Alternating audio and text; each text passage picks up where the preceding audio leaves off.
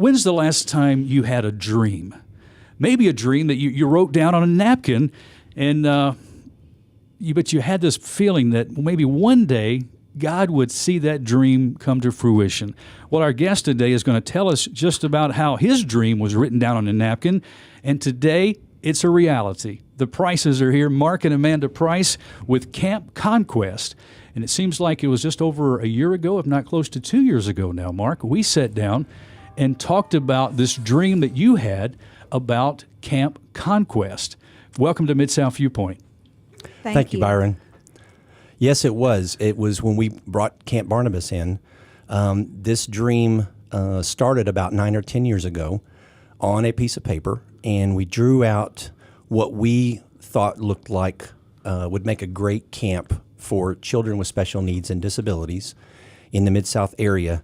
And that piece of paper just ended up in a drawer. And then about 5 years ago, it surfaced again, and I've started making several phone calls around the country, California, Michigan, Florida, Pennsylvania, and talking to different camps that specialize in this type of camp for children with special needs and disabilities. And one of those camps was Camp Barnabas out of Purdy, Missouri. And the founders, Paul and Cindy Teese, were very, very gracious and very pleasant to talk to. And they said, how about if we come to Memphis and let's look around and see if we can help you get a camp started there. And so that's how it started. 5 years ago, they came to Memphis and they looked at several different campsites, and they made their final selection on the Grove at Red Oak Lake, which used to be called Camp Cordova. That was started back in the 45, 50 years ago. And it's a perfect facility for that, with 22 cabins, lodges, dining hall, and 75 acres with a lake.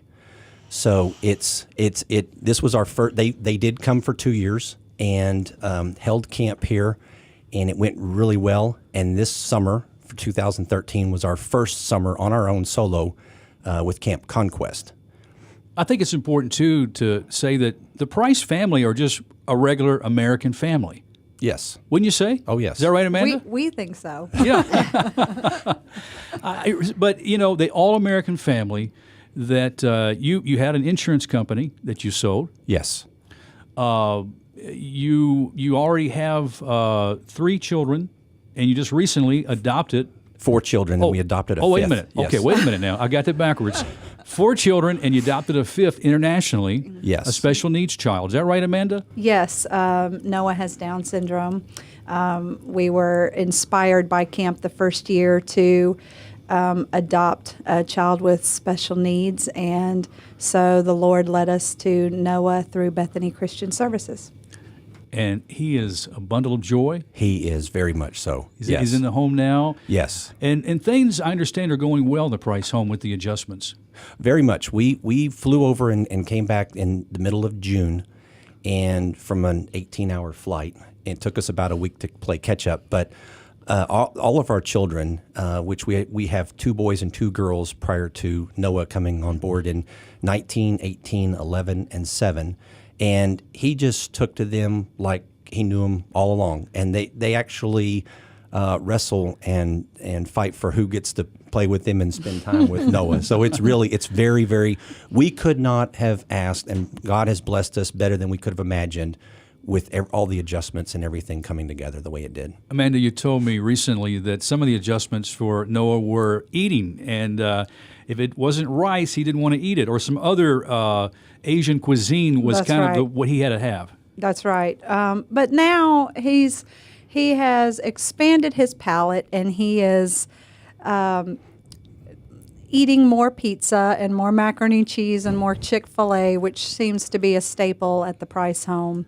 But we still go to Chinese restaurants, and we're trying to keep that culture alive. But his palate is changing, and we noticed on the last visit to the Chinese restaurant that he was not so interested in the Asian food like he was when he first got home. So I was actually disappointed. And Mark, you'd also have served on some boards here in some nonprofits. Specifically, you've served on the Down Syndrome Association. Yes. Also with Autism Solution Center, is that right? Yes, sir. Yes, I did. And when I was on the board with the Down Syndrome Association, that's when this dream became a reality. And so again, as you mentioned, I had been a commercial insurance broker for 19 years and owned my own agency, and I recently sold that just so I could devote my time to this camp and helping it grow more weeks throughout the year. In your investing, engaging in families with special need children, what are some observations that you guys have seen, some of the needs that have stood out to you? Well, it's one of the sad statistics is it's a community of a 90% divorce rate or higher. So unfortunately, a lot of these parents with children of special needs and disabilities are financially strapped due to medical needs and constant care. And so that was one of the things that really drove this dream, was to give parents an opportunity to have some respite and get away and get a vacation. I'll give you an example. This summer, we had a family that has a daughter in college that's going to be an architect. They've always wanted to take her to the Biltmore in the Carolinas and take her on the tour of the Biltmore, but they never could because their son, who is autistic, just would not be able to do that type of a tour. So they were very excited to be able to drop their son off at camp for the week and then leave and take their daughter on a vacation that they don't normally get to do. So really, there are great opportunities for a camp like Camp Conquest to be a refuge for families, not just the campers, but for mom and dad and the family at whole. Yes, very much so.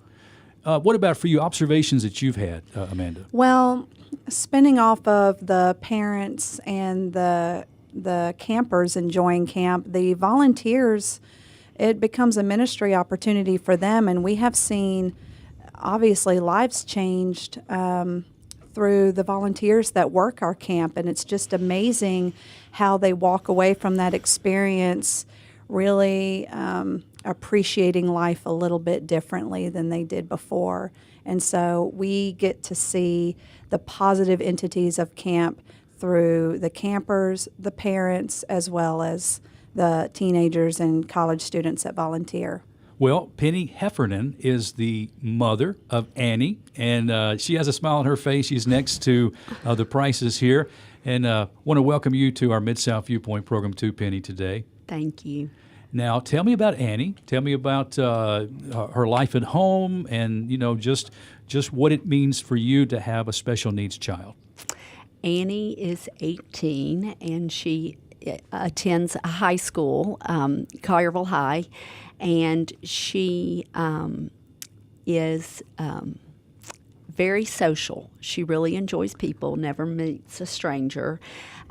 She is full of love. She is very much of an encourager to us and her family and a lot of dear friends in our life, because she has a lot of challenges both physically and mentally, but she's always willing to try and work really hard.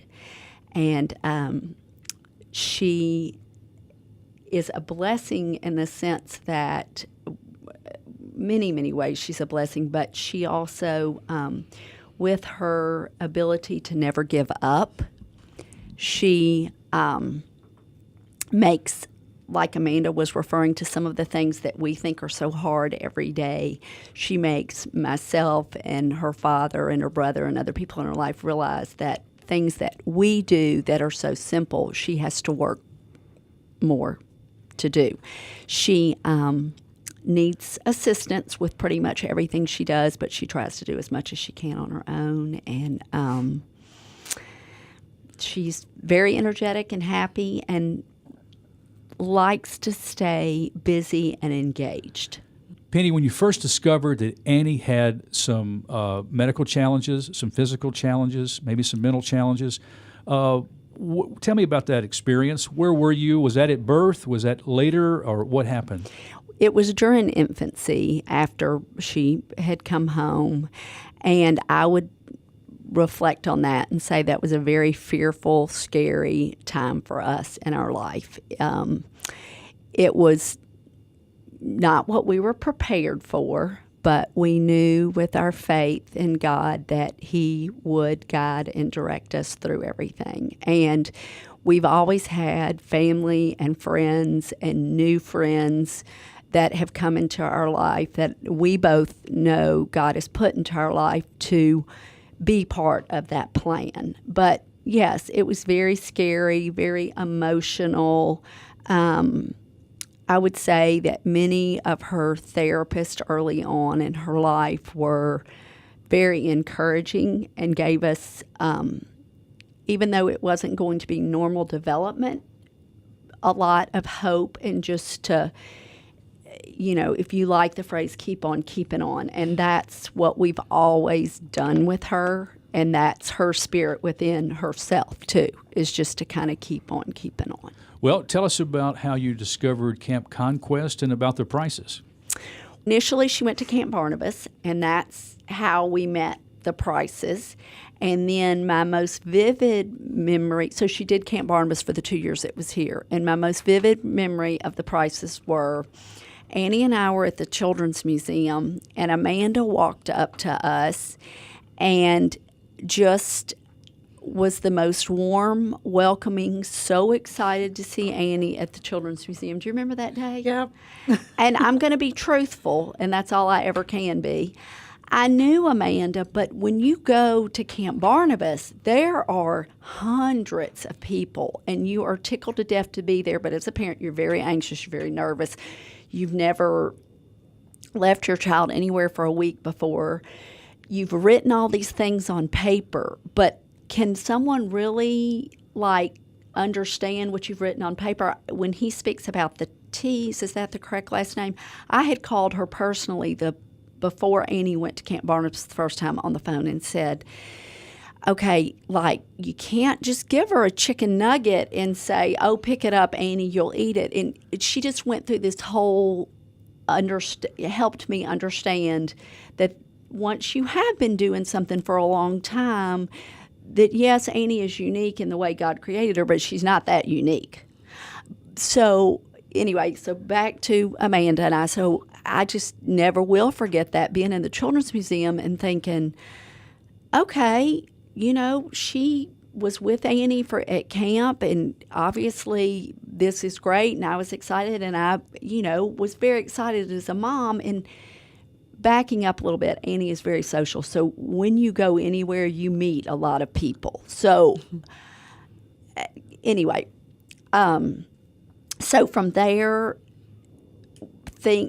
I got the word that we weren't going to have Camp Barnabas, but we were going to have Camp Conquest, and that the prices were on board. They were in charge. I'm trying to really dig deep in my memory bank and remember all of it, but I just knew in my heart that this had been a wonderful time for Annie at Camp Barnabas, and it had been a wonderful time, that this too would be a wonderful time. And I'm trying to remember, how else did we kind of every once in a while see each other, or we would just through, I guess, Ashley and different people, our names would be brought up together. We started running in the same circles. Like there was the symposium at Christ United Methodist, and we saw you there, and then the Down syndrome But Annie was walk. already signed up when I saw it. That's right, the Down syndrome walk. So every time I would see Mark and Amanda, they were this warm and welcoming, we're so happy to see y'all. And when you have a child with a disability, I'm not going to speak for everybody, but I think that is a concern, because you're not going to just be able to be relaxed all the time, and it's just different. And so I just had no doubt that Annie would be enrolled at Camp Conquest, and am very, very thankful for it, and she will be tickled to death to go once again. The photographs that are taken, she looks at those throughout the whole entire year, and will even ask by pointing to see some of the camp counselors and the people, and that's a really good way to keep her familiar, but also see how much she wants to be there. So it really does make a difference. And having Camp Conquest here so nearby, how important is that? That is such a blessing and huge, because I do have people encourage me to send her to camps that are away, and I haven't been able to do that yet, because I feel like with her being just 15 minutes from our house, my wish and my hope and my prayer is that no one is going to need us. But if they are, I know I can get there, and I can get there quickly, and I can relax while I'm just down the road. And it's wonderful. Mark, I'll tell you, you really brought a trooper here today to share the story, didn't you? Yes. Penny is a wonderful parent. Her and her husband, we love them dearly, and she speaks for a lot of the parents that come to our camp. So many of the parents are very reluctant that first summer to bring their child to camp and leave them there for a whole week. There are hundreds of camps around the country, thousands, but there are only very few that reach the families with children that have special needs and disabilities. That's an overnight camp. There are a lot of day camps, but very few overnight camps. Yeah, and Camp Conquest is for 6 days, is that right? Correct. Yes, it starts on a Friday and ends on a Wednesday. Okay, and Camp 2014 is already in the works. Yes, sir. June 6th through the 11th. June 6th through the 11th? Yes, sir. And tell me what parents need to do, what they need to know about Camp Conquest right now. Well, the website, you can go to www.campconquest.com, and we really encourage you to go there to look at photos. There's several videos on there of our summer camps, and there's registration forms, lots of questions and answers, and you can just look through there and fill the forms out and send those in. Talk, if you will, a second, Mark, about that dream and seeing it come to reality, because I think so many of us, especially God's people, want to find ways that God can use them. And maybe they dream of ways that God can use them, but they don't see it happen. Maybe they don't have the stick-to-itness like you did, or what is it? How is it that you saw this dream come to reality? Well, it started early in my life growing up. When I was a teenager, my parents adopted my sister, Lori, when she was 5 and I was 12. And then they took in, over a period of 8 years, 28 foster children, many of which had special needs and disabilities. And so it started at an early age. And then fast forward to, again, about 10 years ago, I just thought, and I didn't see, back then when you Googled, I didn't see a lot of camp opportunities in the area and across the country. And so that's where it really started, was I really would like to offer something here to the kids. It started out the kids. I didn't even know about the high divorce rate then like I do now, but it started there. And then as I served on these boards and learned where, parents need respite care and chance to get away. And when these parents pull up to drop their children off at camp, they're pulling pontoon boats, jet skis, motorcycles. They're going on their vacation. And it's really a neat thing to see.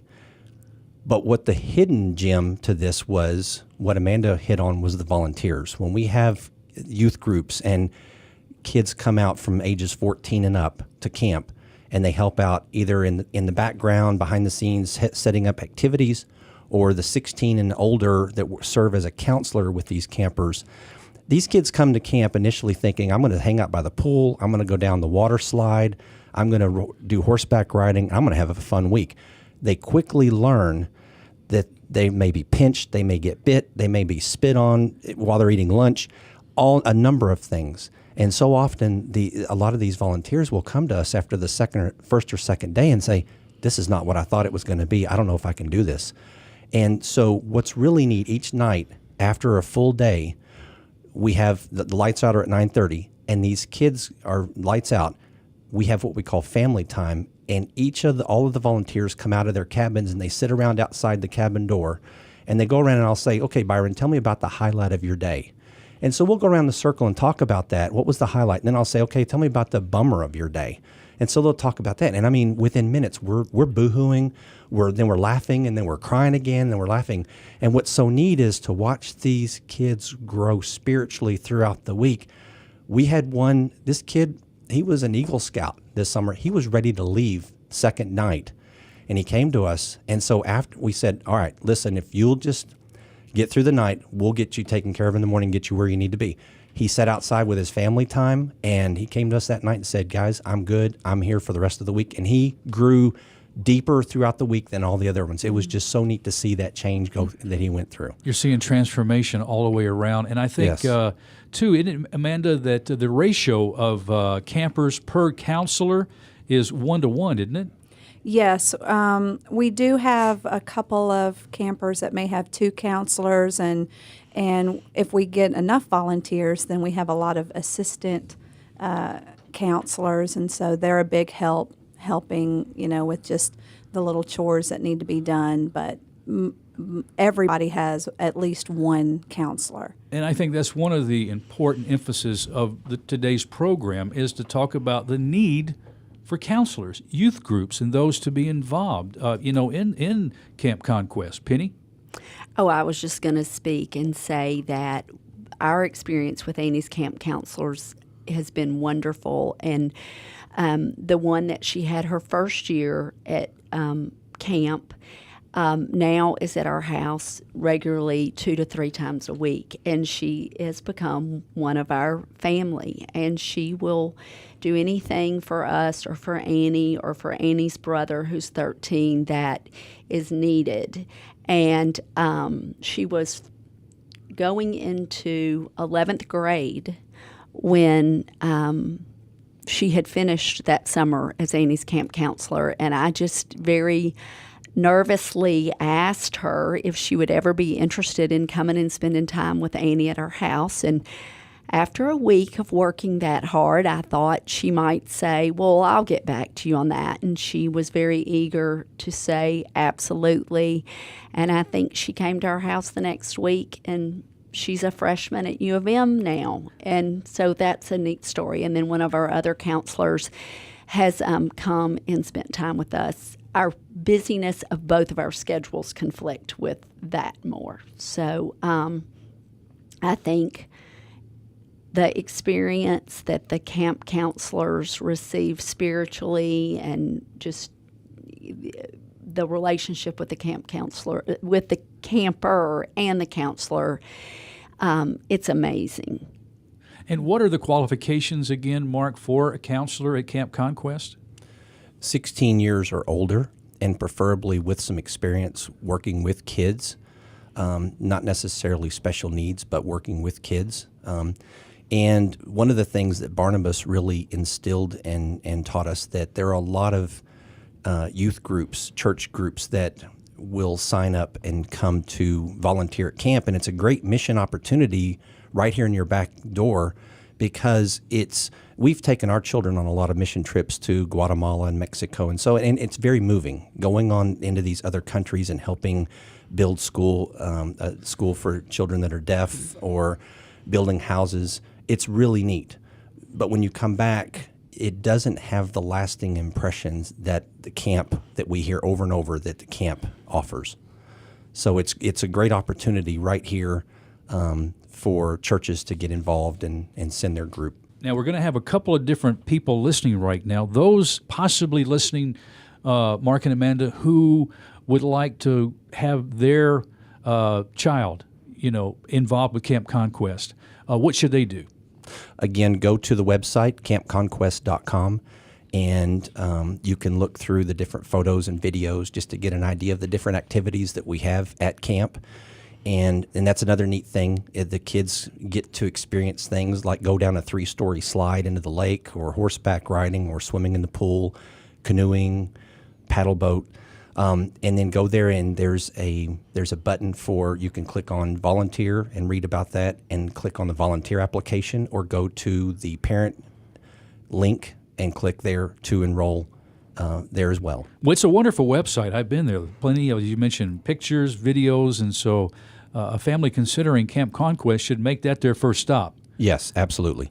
And also, if you wanted to drive by between now and June, just to see where it is, what it's like. Yes. You can actually do that, can't you? Yes. Penny's giving a thumb up. You've driven by, Penny. Yes, and it's a wonderful campsite. But as a parent thinking about sending my child to camp, I think the more that you know and the visuals and actually seeing things, the more you'll be able to relax and feel good about it. Spend some time praying about it. God will lead you. He'll give you the answer. And but I think that's a great idea. Okay.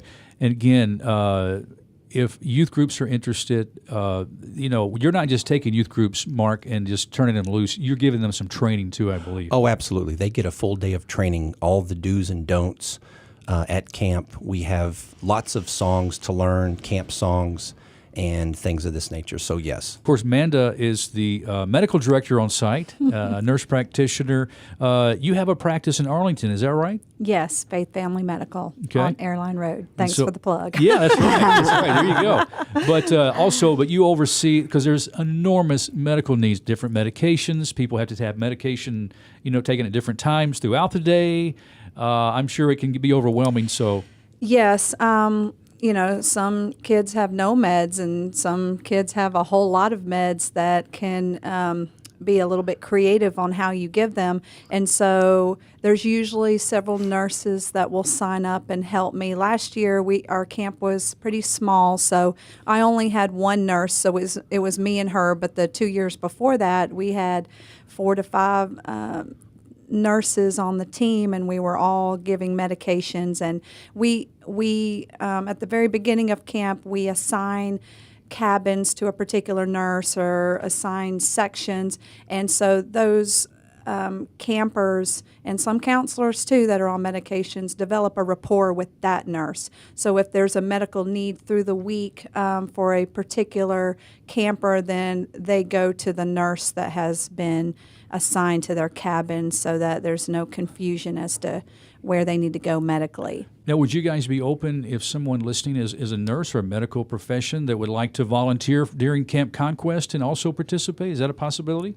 Very much so. Absolutely. Another volunteer opportunity is there are 22 cabins at the Grove at Red Oak Lake, and just to give you an idea what that looks like, each cabin has 5 bunk beds. So we'll have 5 campers and 5 counselors in one cabin. We need cabin moms and dads. They're 30 years or older to come out, and because we have so many different activities throughout the day, we assign a cabin mom or a cabin dad to each cabin so that they help keep those cabins on schedule to get to the next activity or get to lunch and then to activities in the afternoon. And talk about some of the experience for campers themselves, because they're going to have a blast. There's a lot of fun. You guys make this fun for everybody. Oh, yes, we do. We don't just finger paint on paper. We actually have a paint party. All the campers and the counselors bring white T-shirts, and the first night we have large tables set up with all different colors of paints. And all the kids will run by and dip their hands into the paint and then run up to you or whoever and just stick their hands on the back or the front of their shirts. And by the end of the night, we're all covered in paint. The medical team chooses not to participate in that activity. But it's a lot of fun. We have 3 slingshots that will shoot a water balloon over 100 yards. We have lots of neat. We have, a dual 3-story slide into the lake. And what's really neat, we actually have this video on our website. There was a young lady. It took us half an hour to get her to go down that slide. When she finally did, it was a thrill, and she couldn't wait to do it again. It was so neat. And that's the kind of things you see kids struggle to get on a horse because they really don't want to, but once they get over that fear, that's why we love the name Camp Conquest, because they overcome that challenge.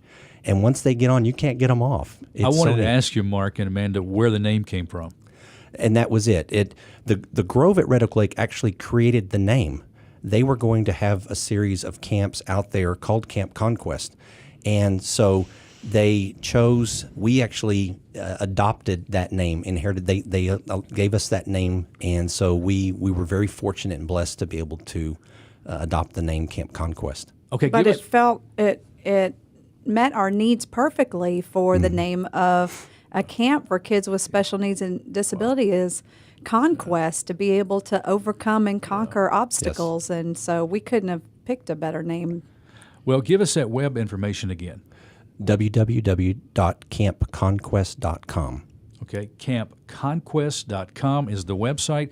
All the information about volunteer information, camper information. Watch the videos, enjoy the pictures. It's a great website, and I hope that you will pray too for Camp Conquest. This could be a staple in our community for families and help give them that respite that we talked about. And encouragement, and pray for families with special needs. If you know a family maybe next door in your neighborhood, see if there's ways that you can reach out. Maybe tell them about Camp Conquest. They might not be aware of it. This camp so wonderfully placed here at the Grove of Red Oak Lake. And is that correct? That is correct. It's located at 849 Rocky Point Road in Cordova. Okay. Well, I'll tell you what, we've run out of time on this broadcast. I want to pick it up next time, Prices, if we can, and invite in an actual camper and a counselor from Camp Conquest this past year, and let's talk about their experience on our next broadcast. How about that? Would love to. That would be wonderful. Penny, thank you so much for your time today, too. Thank you for doing this. Friends, that's all the time we have on this edition of Mid-South Viewpoint. I'm Byron Tyler. Thanks for stopping by. Hey, we'll talk to you next time. Bye-bye.